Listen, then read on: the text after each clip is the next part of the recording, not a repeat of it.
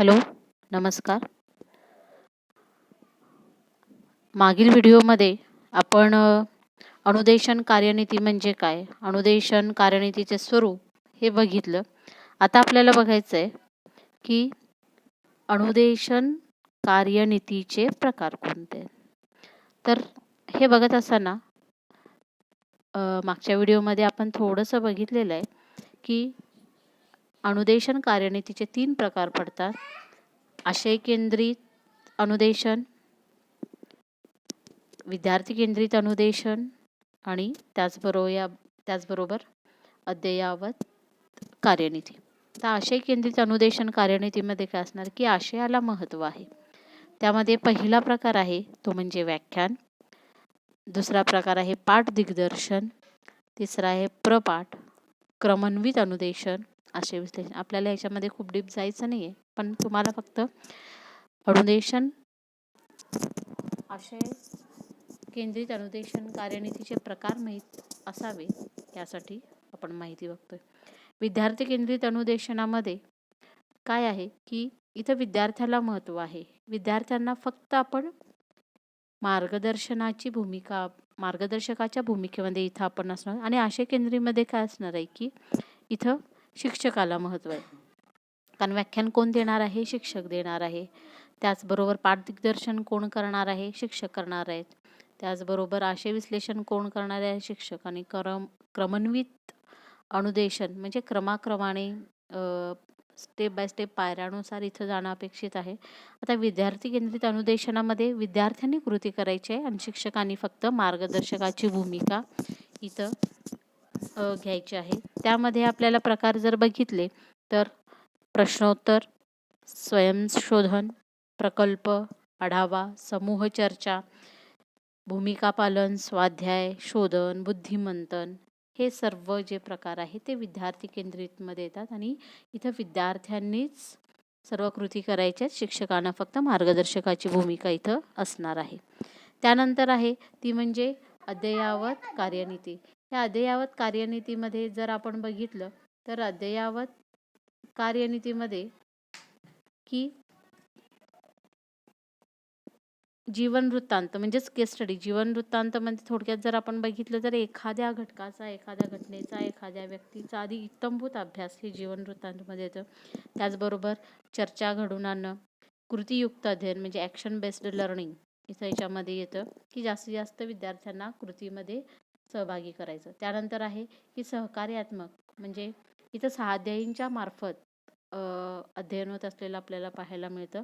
एकमेकांचं सहकार्य घेऊन आपण अध्ययन करणं गरजेचं. जिगसॉ म्हणजे काय, आता समजा एखादं युनिट आपल्याला अध्ययन करायचं आहे तर काय करायचं की त्याच्यामध्ये गट करायचा आणि त्या गटामध्ये प्रत्येक व्यक्तीला एक घटक देणं हे गरजेचं आहे.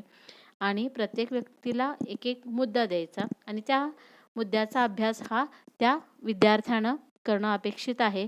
आणि हे करत असताना प्रत्येक विद्यार्थ्यांना आपापला जो काही अध्ययनाचा मुद्दा दिलेला आहे तर तो एक्सप्लेन करायचा, बाकीच्यांनी त्याचा अभ्यास करायचा. पण स्पष्टीकरण कोण करायचं आहे की त्या विद्यार्थ्यांना करायचं ज्याच्यावर जी जबाबदारी दिलेली आहे. म्हणजे आणि ह्या सगळ्यांनी एकत्र येऊन जर इथं व्याख्यान दिलं किंवा एकमेकांशी चर्चा केली तर काय होईल, सगळे असे एकत्र येऊन सगळ्यांचे मुद्दे एकत्र येऊन पूर्ण एखाद्या युनिटचं किंवा एखाद्या घटकाचा अभ्यास आपण करू शकतो. याला जिगसॉ कार्यनीती असं म्हणलेलं आहे. मग व्याख्यान पद्धती आपल्याला माहितीच आहे. ज्ञान रचनावाद हा सध्या येऊ घातलेला म्हणजे जास्त रचनावादातून तो विद्यार्थी ज्ञान करेल. याच्यामध्ये जास्तीत जास्त कृतीयुक्त अध्ययनाला महत्त्व दिलेलं आहे. संकल्पना आरेखन आहे, प्रतिशिक्षक अध्यापन, आंतरक्रियात्मक, गॅलरी वॉक मेथड म्हणजे सहज चालता चालता आपल्याला जे काही अध्यापन म्हणजे जे काही आपल्याला अध्ययन करता येतं तर त्या पद्धतीनं, किंवा गॅलरीमध्ये असेल किंवा शाळेच्या गॅलरीमध्ये वेगवेगळे जे काही काच फलक असतात त्याच्यामध्ये विद्यार्थ्यांना एक मुद्दा हा स्पष्ट केला जातो. ह्या सगळे आपण हे बघितले तर अनुदेशन कार्यनीतीचे प्रकार असलेले आपल्याला पाहायला मिळतात. त्यानंतर आपल्याला जर पुढचा मुद्दा बघायचा म्हटला तर पुढचा मुद्दा जो आहे, आता आपण काय बघितले, प्रकार बघितले अनुदेशन कार्यनीतीचे. एकूण 3 प्रकार आहेत. ते म्हणजे कुठले कुठले कोणकोणते प्रकार आपण बघितले की आशय केंद्रित, म्हणजे इथं आशयाला महत्त्व आहे. त्यानंतर दुसरा आहे तो म्हणजे विद्यार्थी केंद्रित, आणि त्याचबरोबर तिसरं जो आहे ते म्हणजे अद्ययावत कार्यनीती. हे 3 प्रकार आपण बघितले. यापुढे आपल्याला बघायचं आहे की पुढचा मुद्दा आहे तो म्हणजे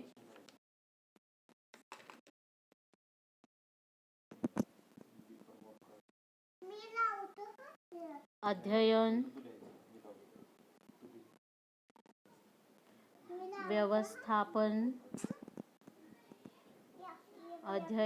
व्यवस्थापन प्रणाली. आता हे बघत असताना आपल्याला बघायचं आहे की अध्ययन म्हणजे काय. अध्ययन म्हणजे शिकणे, हे आपल्याला माहितीच आहे. आणि अध्ययन होत असताना व्यक्ती आधी जन्मापासून शेवटपर्यंत तो शिकत असतो. आणि तो शिकत असताना कुटुंबाचं सहचर्य असतं, समाजाचं असतं, शाळा, मित्रमंडळी यांच्यामार्फत तो शिकतो आणि स्वतःच्या वर्तनामध्ये बदल करत असलेला पाहायला मिळतो. आता हे बघत असताना की वर्तन आणि अनुभव यांच्यामधला जो काही सहसंबंध आहे, म्हणजे अनुभव आणि वर्तन यात सुधारणा म्हणजेच काय झालेलं आहे की अध्ययन असं म्हटलं जातं. त्यानंतर पुढचा मुद्दा आपल्याला बघायचा आहे की व्यवस्थापन. आता व्यवस्थापन ही जी संकल्पना आपण जर बघितली तर ती औद्योगिक क्षेत्रातून ही संकल्पना आलेली आपल्याला पाहायला मिळते आणि ती सध्या शिक्षण क्षेत्रामध्येही त्याचा वापर होत असलेला पाहायला मिळतो. आता उदाहरणार्थ जर आपण बघितलं हॉटेल व्यवस्थापन, शालेय व्यवस्थापन, शालेय व्यवस्थापन प्रणाली हे एक ॲप आलेलं आहे. त्यालाच आपण स्कूल मॅनेजमेंट सिस्टम असं सुद्धा म्हटलं गेलेलं आहे. त्याचं एक सॉफ्टवेअर आहे की ते बघण्याआधी आपण एक थोडक्यात बघू की व्यवस्थापन म्हणजे काय. आता व्यवस्थापन हा मुद्दा बघत असताना आपण संघटित प्रयत्नाच्या मुळाशी असलेल्या, संघटित म्हणजे व्यवस्थापन करत असताना ही एक प्रकारे संघटित अशी एकात्मिक व चलित स्वरूपाची एक रचना असलेली पाहायला मिळते. म्हणजे हे व्यवस्थापन हे कशाशी निगडीत आहे तर संघटनाशी निगडीत, मंडळाशी निगडीत, शाळांशी निगडीत. ह्याच्यामध्ये बघतो की आपण एकच घटक कोणतं काम करत नाही तर सगळ्यांच्या संघटन, म्हणजे इथं शिक्षक महत्त्वाचा आहे, विद्यार्थी महत्त्वाचा आहे, प्रशासनामध्ये काम करणारे प्राचार्य आणि शिक्षकेतर सर्व कर्मचारी ह्या सगळ्यांनी एकत्रित मिळून संघटित प्रयत्नांच्या मुळाशी असलेला एकात्मिक व चलित स्वरूपाची मूलभूत रचना याच्यामध्ये असलेली आपल्याला मिळेल, त्यालाच व्यवस्थापन असं म्हटलं जातं. त्यानंतर आपण इथं बघणं गरजेचं आहे ते म्हणजे प्रणाली. आता हे प्रणाली बघत असताना प्रणाली म्हणजे काय, यालाच इंग्लिशमध्ये सिस्टम असं म्हटलं जातं. आणि सिस्टम हा एक ग्रीक शब्द आहे. आणि आपण बघतो की प्रणाली म्हणजे काय की परस्पर संबंधित व परस्परावलंबी बाबींचा संच. म्हणजे इथं प्रणालीमध्ये काय महत्त्वाचं आहे, सिस्टम एक प्रकारची सिस्टम असते. आता इव्हन आपल्या घरामध्ये सुद्धा एक प्रकारची सिस्टम असते. फक्त आई वेगळं राहू शकत नाही, वडील वेगळे राहू शकत नाही, किंवा फक्त मुलं वेगळी राहू शकत नाही. तर पण हे करत असताना आई, वडील आणि इतर घटक जर चांगले योग्य प्रकारे त्यांच्यामध्ये कोऑर्डिनेशन असेल, परस्पर संबंध असतील तर कुटुंब अगदी खूप सुखसमाधानानं जगत असलेलं पाहायला मिळतं. त्याच पद्धतीनं शाळेमध्ये सर्व घटक हे महत्त्वाचे आहेत, हे परस्पराशी संबंधित आहेत. ठीक आहे, फक्त प्राचार्य असून चालत नाही किंवा फक्त मुख्याध्यापक असून चालत नाही. तर ते पूर्णपणे त्याचं संघटन चालण्यासाठी शिक्षकेतर कर्मचारी सुद्धा महत्त्वाचा आहे, शिक्षक सुद्धा महत्त्वाचे आहे. आणि हे फक्त 3 घटक शिक्षक, प्राचार्य, कर्मचारी एवढेच असून उपयोग नाही, तर त्याच्याबरोबर विद्यार्थी हा सुद्धा घटक असणं गरजेचं आहे. आणि त्याचबरोबर आता सध्या बघतो की पालकांचा सहभाग सुद्धा या शालेय व्यवस्थापनामध्ये असलेला आपल्याला पाहायला मिळतो.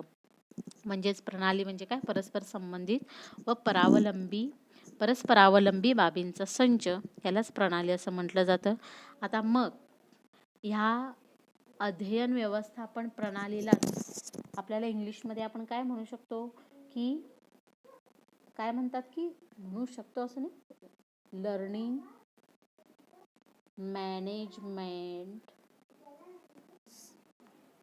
सिस्टम असं म्हटलं जातं. तर लर्निंग मॅनेजमेंट सिस्टम थोडक्यात आपण त्याचं जर शॉर्ट फॉर्म बघितला तर एक प्रकारचं एक सॉफ्टवेअर आहे.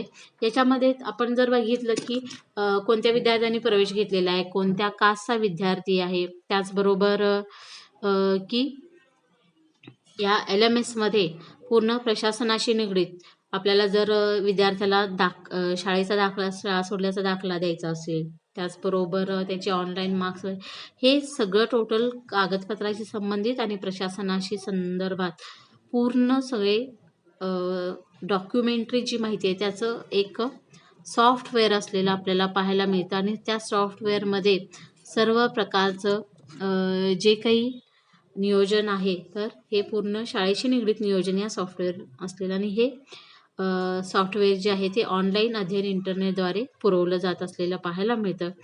तर ही थोडक्यात माहिती झाली की अध्ययन व्यवस्थापन प्रणाली म्हणजे काय किंवा त्याची संकल्पना. थोडक्यात आपण सांगितलं अध्ययन म्हणजे शिकणे, व्यक्ती कुठून कसं शिकतो हे आपल्याला माहीतच आहे किंवा त्याची व्याख्यासुद्धा आपण बघितली की अनुभव आणि वर्तन यामध्ये सुधारणा म्हणजे अध्ययन होय.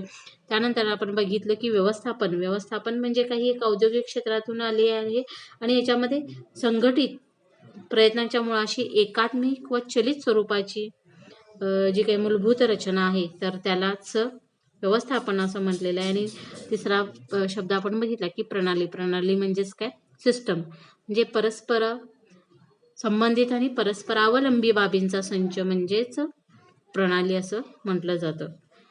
त्यानंतर आपल्याला पुढचं बघायचं आहे की हे जे काही अध्ययन व्यवस्थापन प्रणाली आहे तर या अध्ययन व्यवस्थापन प्रणालीचे जे काही कार्य आहे तर ते कार्य थोडक्यात आपल्याला बघायचं आहे. अध्ययन व्यवस्थापन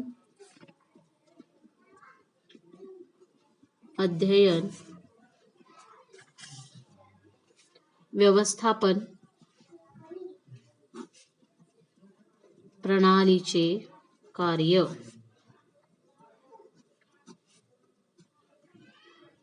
तर हे अध्ययन व्यवस्थापन प्रणालीचे आपण कार्य बघत असताना तर सर्वप्रथम आपण लक्षात घेणं गरजेचं आहे ते म्हणजे पहिला मुद्दा आहे इथं की कोर्सच्या आशयाचे वितरण. म्हणजे कोर्समध्ये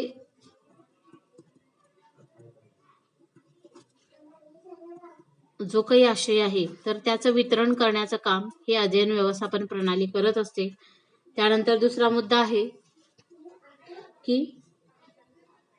विद्यार्थ्यांची नोंदणी व जे काही प्रशासन विभाग आहे तर प्रशासन यावर नियंत्रण ठेवण्याचं काम जे आहे तर ही अध्ययन व्यवस्थापन प्रणाली मार्फत केलं जातं. तिसरा मुद्दा आहे की सर्व जे काही घटक आहेत किंवा कोर्समधील जे काही सर्व घटक आहेत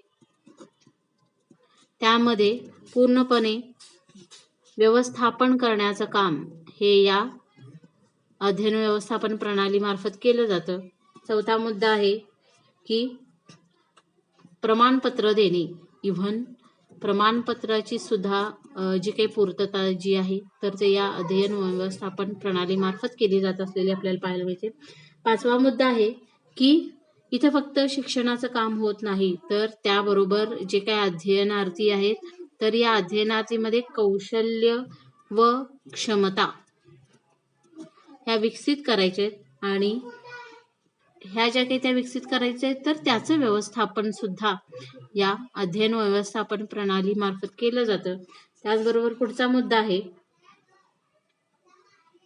वैयक्तिक योजना विकसित करणे. ज्या काही योजना आहेत तर या योजनांचा त्या विद्यार्थ्यांच्या पर्यंत पोहोचवणं किंवा या योजनांचा विकास.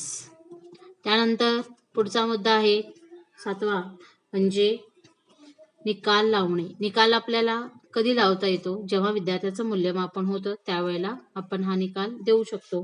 त्यानंतर पुढचा मुद्दा आहे तो म्हणजे रिपोर्टिंग करणं. या सर्व गोष्टींचा रिपोर्टिंग किंवा अहवाल हे बनवावा लागतो. त्यानंतर आहे ते म्हणजे कोर्सला मान्यता देणे. कोर्सला मान्यता देण्याचं काम सुद्धा या व्यवस्थापन प्रणालीमार्फत केलं जातं. आणि त्याचबरोबर वास्तव स्थितीची मांडणी करणे.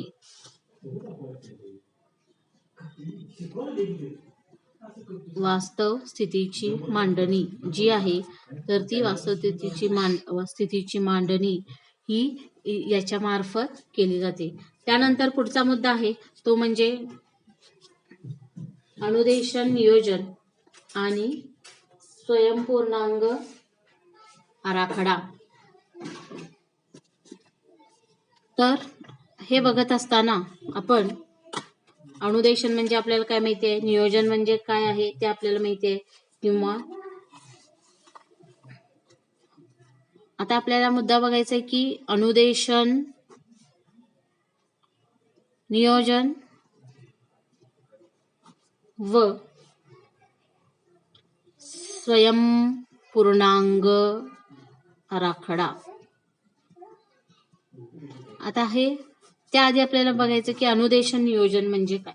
आता अनुदेशन नियोजन म्हणजे काय की अध्ययनार्थ्याला हे समजलेलं आहे का, जे काही आपल्याला असे विद्यार्थ्याला किंवा जो काही अभ्यासक्रम विद्यार्थ्याला शिकवायचा आहे तर ते नेमकं त्या विद्यार्थ्याला कसा शिकवायचा, त्याचा परिचय कसं करून द्यायचा, तर त्या विद्यार्थ्यानं संपादन केलेलं आहे की नाही, किंवा विद्यार्थ्याला कोणत्या समस्याला, ह्या सगळ्यांचा विचार जो आहे तर तो अनुदेशन नियोजनामध्ये केला जातो. मग हे अनुदेशन नियोजन करत असताना बघा आपल्याला पारंपरिक पद्धतीने सारखं व्याख्यान पद्धत जर आपण लहान मुलांना सांगितली किंवा त्यांना जर शिकवलं तर त्यांना कळणार आहे का, नाही. तर ते करत असताना आपण आकर्षक